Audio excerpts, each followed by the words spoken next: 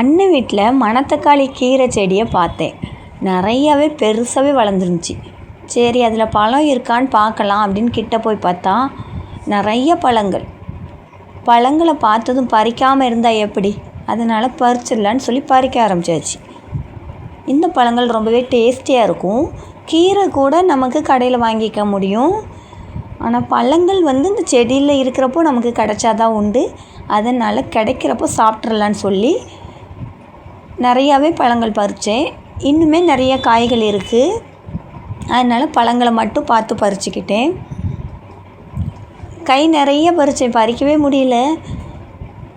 அந்தளவுக்கு எந்த பக்கம் பறிக்கனே தெரியல, அவ்வளோ பழங்கள்.